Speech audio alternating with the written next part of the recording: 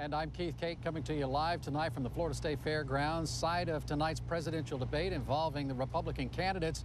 And we're only about 2 hours away from this debate, Gail, and already I see signs that some of the protesters are showing up just over my shoulder here.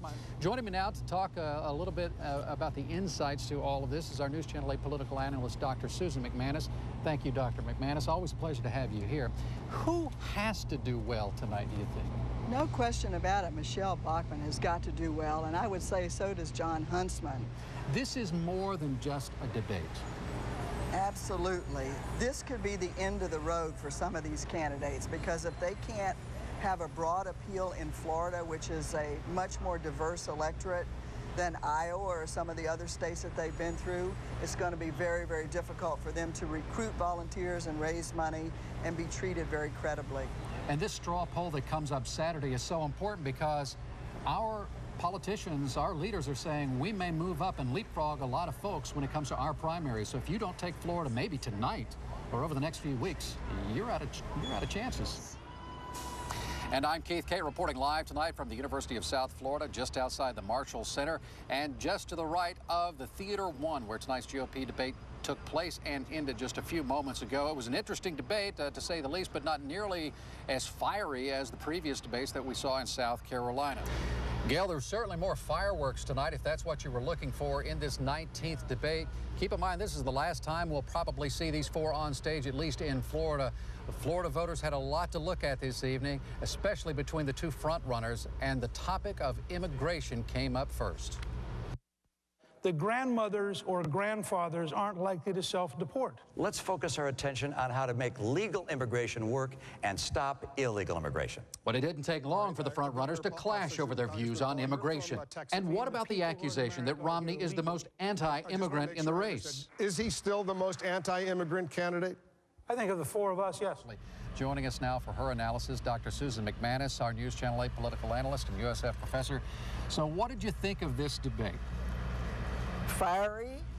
Sometimes it got a little bit too much into the weeds, too much personal discussion, but it did take up some new topics that I think Floridians were very interested in hearing about, particularly the discussion about spending more time and energy as president on Latin and South America. Socially diverse, economically diverse, politically diverse. Florida is the nation's political pressure cooker, a must-have win in the battle to the White House.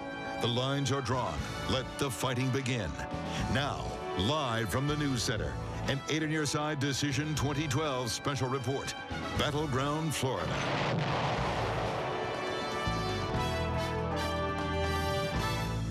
Good evening, I'm Keith Cate, and welcome to our Decision 2012 special, Battleground, Florida. And a battleground it is on this presidential preference primary eve. For weeks, the GOP field of candidates and the news crews who follow them have been working Florida voters in the cities and in the smallest towns seeking their party's nomination. We have a lot of ground to cover tonight in this 1 hour. I'll be joined by some political experts this evening, but first, the latest numbers. Today's Rasmussen poll has the former Massachusetts Governor Mitt Romney with a double-digit lead over the former Speaker Newt Gingrich in Florida. Romney up 44% to 28% for Gingrich, and this is a big turnaround over last week. Rick Santorum earns 12%, while Ron Paul picks up 10%. Newt Gingrich knows all about momentum. It was going all his way coming out of South Carolina following his impressive win in that state's primary. But that was more than a week ago, and the tide has clearly turned. Gingrich knows it, and it is something we talked about aboard his campaign bus. The polls show you have somewhat of an uphill battle. How do you feel going into these final few hours? Well, I think we have been closing, and if you look at all the different conservative elements who've come together in the last 3 days, who are all saying that the only effective conservative vote is for Newt Gingrich, I think the total number of emails and phone calls and things going out among conservatives is very impressive, and I think that this is likely to be pretty close. Welcome back. I'm Keith Cate. We have put together a panel of political experts tonight. Among the guests joining me, University of South Florida professor Dr. Susan McManus, who is our News Channel 8 political analyst. Also here, another respected voice of experience reporting from Washington as well as around the world since the early 1980s, NBC News national correspondent Steve Handelsman. Thanks to both of you for joining us here this evening. Now, before we continue with our discussion here, if you have any doubt about how important tomorrow's election is, just take a look at what's going on here at the News Center this evening.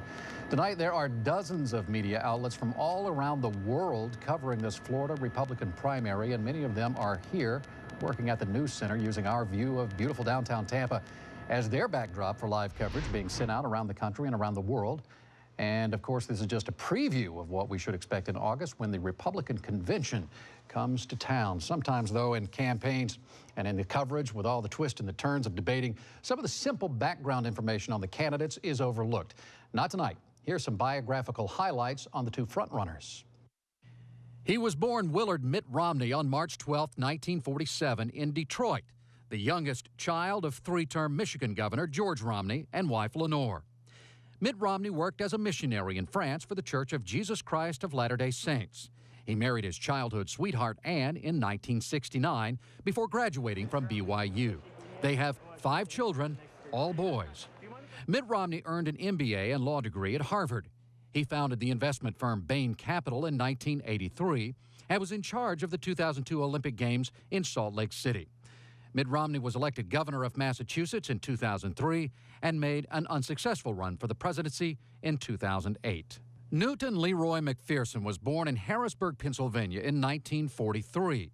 His parents divorced and he was adopted by his mother's second husband, Robert Gingrich.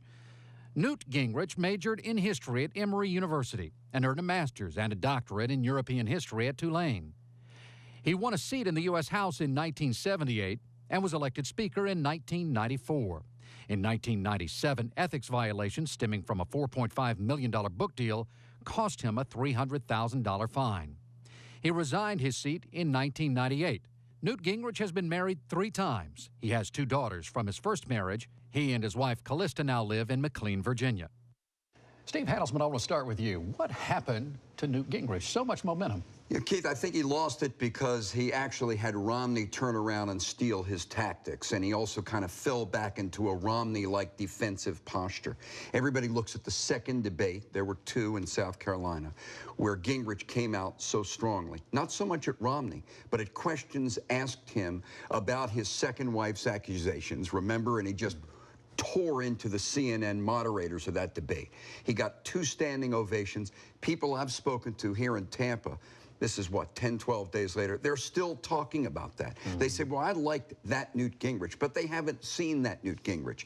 Instead, they saw Mitt Romney in the second of 2 Florida debates kind of adopt that strong posture. And you know what political psychologists tell us, if there is such a job description, is that people look at candidates, especially voters who are not really ideological, and they say, is this candidate presidential? Can I imagine Hillary Clinton being president? Yes, which is why she did so well. Barack Obama, yes. Mitt Romney, yes. Newt Gingrich, that's why they've gotten this far.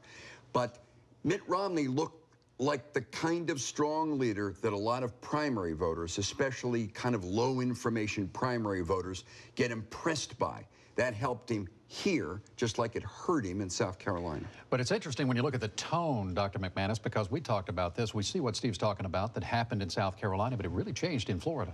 Absolutely, and you have to understand that Florida's primary voters are a little bit older and a little bit more educated than South Carolina, and not nearly as enamored of the combative tone. In fact, Governor Bush and Governor Scott both kind of warned these candidates, don't come in here with that kind of combative tone and expect that you're going to appear presidential. And I agree with Steve. I think that as the week has wound around and everything's progressed, that Gingrich isn't looking quite as presidential to these older voters who are already disturbed about the lack of civility in this country. Steve, you've been covering politics and presidential politics since the early 80s, and we were talking before this program began. You don't really see a whole lot of difference, but I mean, the attacks are there, and we all look at it and go, wow, look at these attacks. But we've seen it before, and you've seen it. These politicians all know negativity works.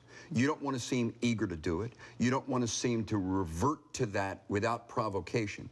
But you do not want to be seen by a voter as taking a shot and turning the other cheek. And when you think your opponent, as both Newt Gingrich and Mitt Romney in this race, in this state, in this primary believe that their opponent is unsuited for the office they're seeking, then they feel obliged to point it out, and they know that it works. decade after decade. If you're Newt Gingrich and you sit around and you say, geez, could it help me to stop talking about Mitt Romney as a Massachusetts moderate, take it up a notch and call him a Massachusetts liberal? Could that help? Sure, it can help. Welcome back. I'm Keith Kate. You know, the polls are coming fast and furious as we head into tomorrow's primary. Here's another one for you, the latest Quinnipiac poll.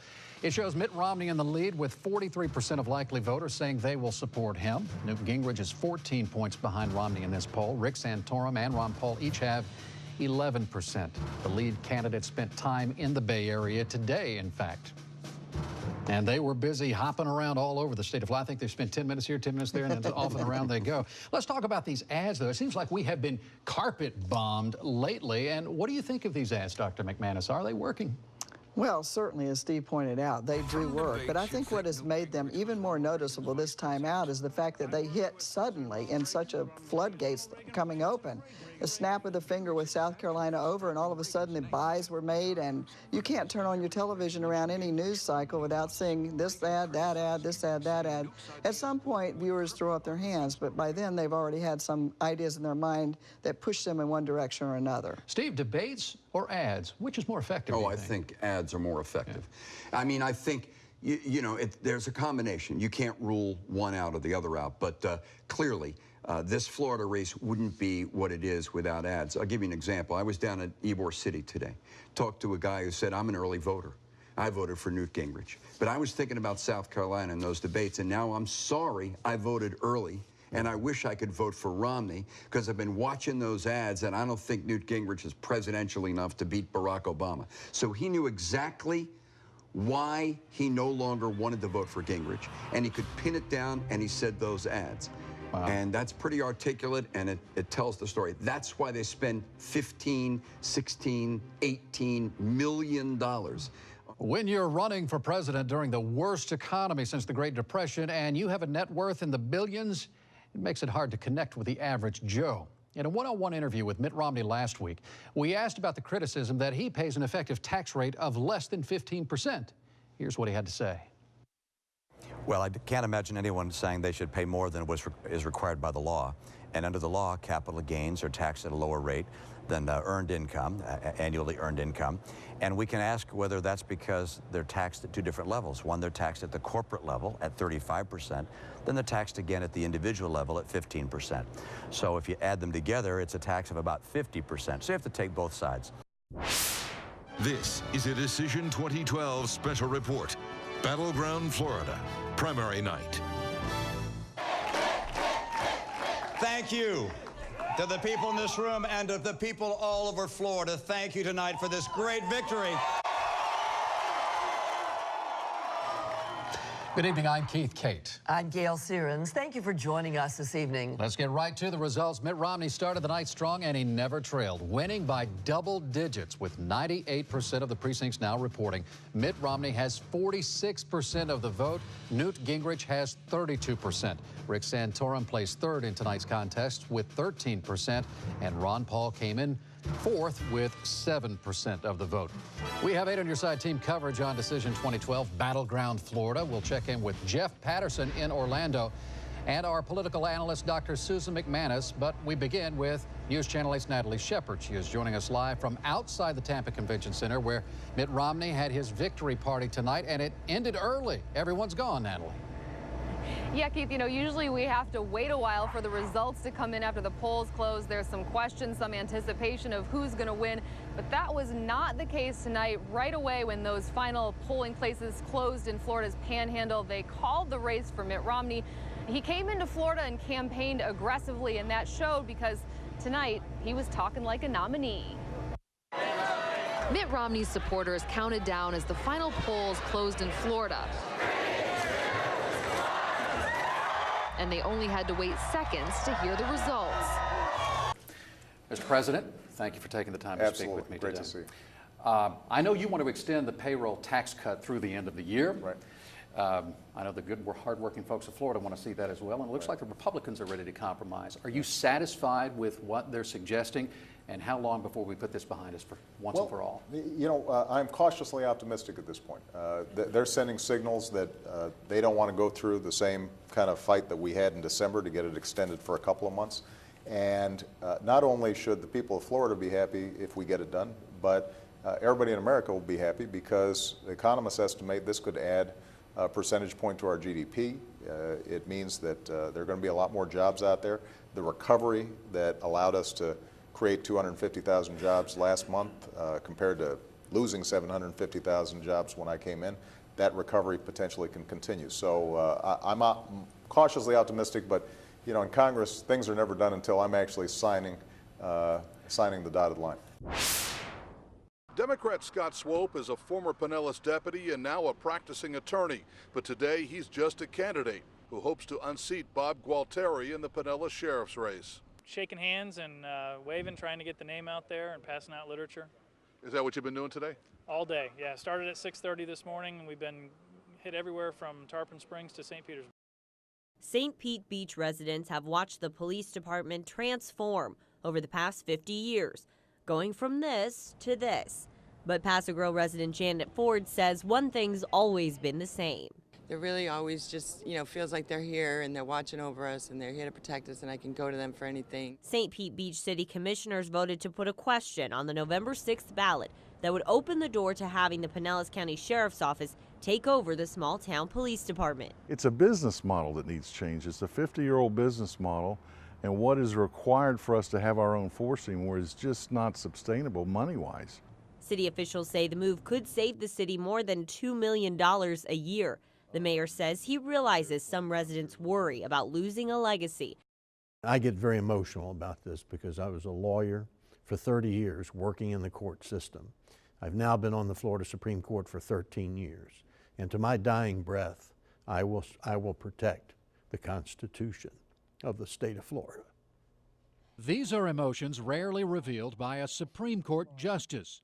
But Justice R. Fred Lewis and two of his high court colleagues, Barbara Pariente and Peggy Quince, are involved in the biggest battle of their careers, a fight against a conservative grassroots group and the Republican Party of Florida to get rid of them by urging Floridians to vote them out of their appointed offices. For reasons that are not all clear but seem to be a partisan attack in a nonpartisan system. So the justices are doing something they are not accustomed to doing, making the rounds, presenting their case, and educating voters about merit appointments and retention. I expected those lines because who wants to vote on Tuesday? Sean Zordzanon knew the last day of early voting would take some patience. The life of the free world is in our hands. Sean spent a Saturday afternoon waiting outside a county building in downtown St. Petersburg. Don Butler did too. I'd rather do it today than Tuesday. The wait here was more than an hour at points. You can see the line comes out of the door, down the sidewalk, and curves around the block. This vote takes time. Besides 11 amendments on the ballot, there's the typical confusion of what voters must bring to the polls, like a valid ID. It's got to be your valid name, your address, and a signature on the photo ID. Because of the interest in this election, both Hillsborough and Pinellas counties will have offices open Sunday. So although early voting has ended, there are still chances to try and skip the lines before Tuesday.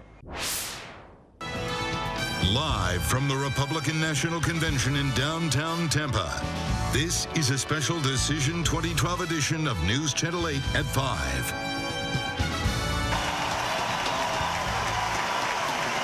Good evening, everyone. I'm Gail Sierens. And I'm Keith Kate. Thank you for joining us. We are coming to you live tonight from the Tampa Bay Times Forum, where the 2012 Republican National Convention is getting into full swing. John Sununu just stepped off of the platform, and he's revved up the crowd. Everything he says... Got him going. And John Boehner has been up there in the last several minutes and revving the crowds as well. Florida Senator Marco Rubio was well into his speech about free enterprise and the American dream when the heckling began. Well, I guess he's not happy with the hotel assignment. No sooner was the first heckler shown the door when a second one stood up, and another one after that.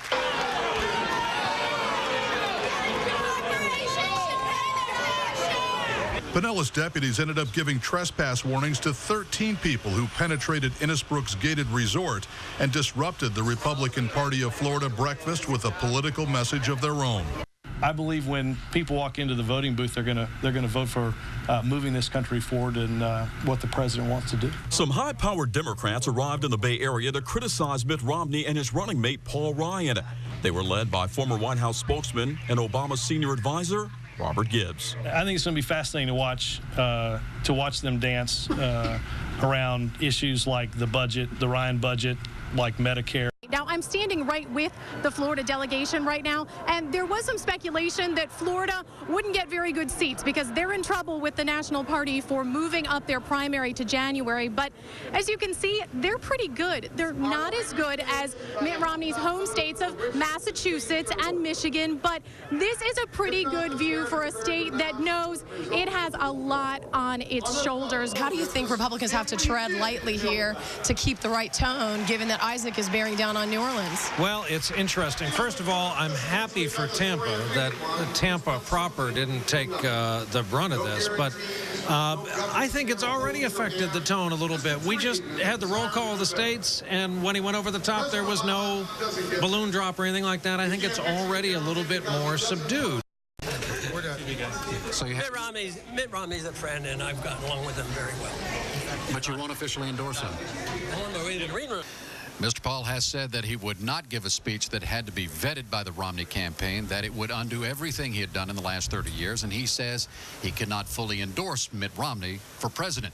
Now, a former presidential candidate who is more than willing to endorse Mitt Romney is our special guest here this evening. That's former New York City Mayor Rudy Giuliani.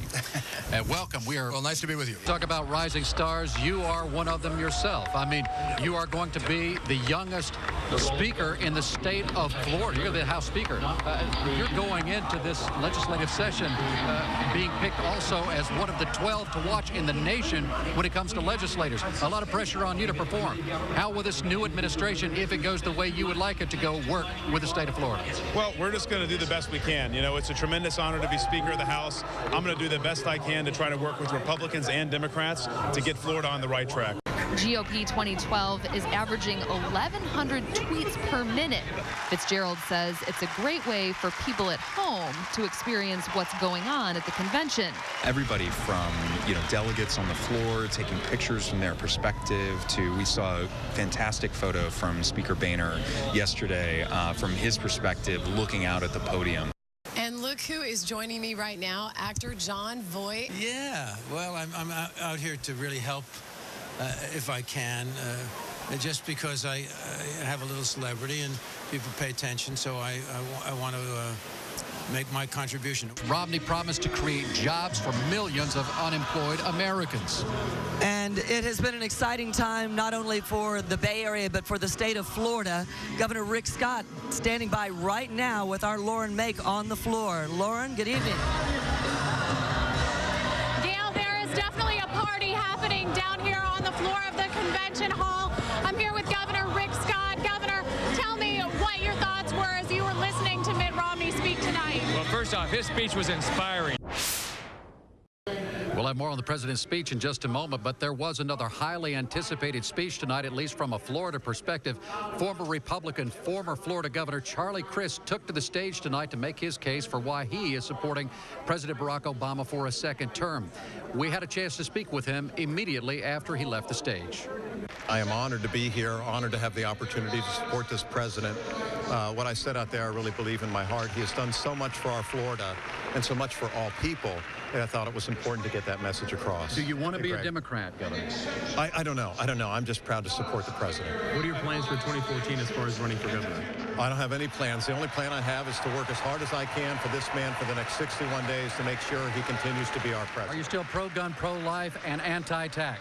I am. Politics back home is the last thing on my mind. The only thing I'm focused on is trying to help Barack Obama continue to be in the White House. But some have accused you of being a political opportunist. Do you not see it that way? I don't see it that way. Who would take the opportunity to get their head bashed in like I have this week? Do you feel like that's happened?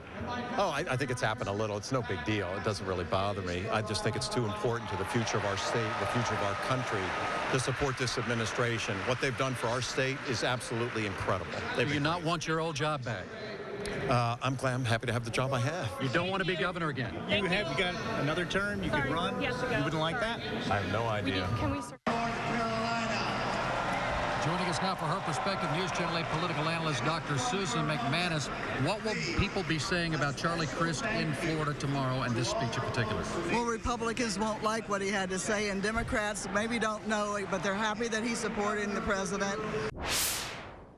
Tonight was the first time President Barack Obama and Mitt Romney have faced each other in 5 years. We do have live analysis in our studio tonight. Keith Cate with Charlie Crist and State Representative Will Weatherford. We'll also talk with our political analyst, Dr. Susan McManus, to find out which candidate may have scored the most points with voters this evening. And we'll have the results of a News Channel 8 poll to find out which issue in this presidential race is the most important to you. But we get started with Keith and our panel of political experts for tonight's first presidential debate. Keith? All right, Gail, thank you. And as you pointed out, joining us this evening, the former governor, Charlie Crist, here on behalf of the Obama campaign, and the Republican State Representative Will Weatherford, the future House Speaker for the state of Florida, here on behalf of Team Romney from Pasco County. Gentlemen, thank you for being here. Thank you. Governor, I'd like to start with you. Was there a particular moment in this debate tonight where you just sat up and go, that's it? That's the point that my guy needs to make to help boost Florida's economy? Yeah, I really was pleased how the president spoke about Medicare tonight and about, not turning it into a voucher system, that it needs to be protected. That's so important to so many Floridians all across our state. And so when he talked about that and really focused in on it and was specific about how he wanted to protect it, I thought that was a great moment in tonight's debate. Where was the highlight for you when it comes to Mitt Romney's performance? Well, I thought there were a lot of highlights, but certainly the first 2 minutes were important. When he outlined his vision for the economy of this country and the direction that it needs to go in, there was no clearer contrast in his grasp of the economy versus the president's. There's an old saying that when a defining moment comes along, you define the moment or the moment defines you. I thought in those 2 minutes, Mitt Romney not only defined the debate, but I think may have defined this election going forward. So who won round 3? Let's take you live to Keith Cate, who watched the entire debate in Boca Raton. He joins us now live with analysis. Keith? Thank you, Gail.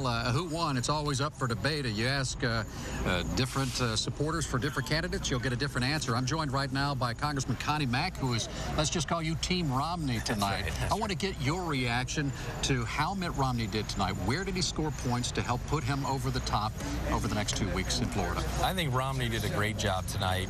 He was very presidential. He was measured. He was strong. He knew what he wanted to say. He knew what he wanted to say to the people of the state of Florida and to America. And I thought the president looked small. I thought he took some shots that you might see in a high school debate, but not what you would expect to see in a presidential debate. I thought the president knocked it out of the park. I thought he was in command, in control. I thought he laid out exactly what the administration has been doing the last 4 years to keep us safe. I think that his partnership, along with Secretary of State Hillary Clinton, has provided this administration with a tremendous foreign policy. And I think that his focus on diplomatic skills and expanding diplomacy across the globe has been an advantage to America. It's made us safer, and it's helped our people. Now, a special News Channel 8 Decision 2012 update.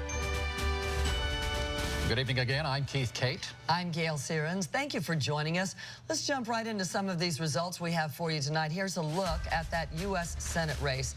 The Associated Press and NBC News have declared Democratic incumbent Bill Nelson the winner over Republican challenger Connie Mack, 57 to 43%. Busy night, though, on social media. I mentioned Twitter. Absolutely, it has. The News Channel's Jennifer Lee is in our social media center right now. Jen, bring us up to date with what kind of stuff you've been seeing throughout the evening. Well, you guys mentioned earlier that some people are still staying in line down in South Florida. In fact, hashtag stay in line is something that we've seen trending on Twitter. I think Dr. Susan McManus probably says it best, though, here in one of her tweets, still biting nails in Florida. She's using our hashtag here, WFLA Politics. If you want to be part of the conversation, join us there as well. Luke Russert, the son of the late Tim Russert, he says Obama wins New Hampshire. Romney has now lost in 3 adopted home states. states, Michigan, New Hampshire, and Massachusetts. So clearly this race is playing out online as well. We have seen some great pictures from our crews in the field. I want to show you, Lauren Make sent this picture in, tweeted this picture in, of former Senator Connie Mack talking about his son who lost the Senate bid against Bill Nelson. We saw that a short time ago in a live shot. Also, Jeff Patterson showing a pretty interesting picture. Check it out. Camera row waiting for Nelson. That's a good behind the scenes picture that you don't often get to see. Steve Andrews did something similar here. He tweeted this photo of Enriquez's election party cake. So guys, I'm going to send it back to you. That's some of what we're seeing on social media. And there you see the number of votes that are in at this point in the precincts reporting. News Channel 8's Jeff Patterson is with the Nelson campaign. He joins us now live from Orlando. News Channel 8's Lauren Make is joining us from Bonita Springs in Lee County. Lauren, I was watching your Twitter feeds earlier. Not a big crowd there at the Connie Mack event tonight. But I understand right now, we'll finish that story a little later, Bill Nelson now stepping up to the podium. Let's hear what he has to say.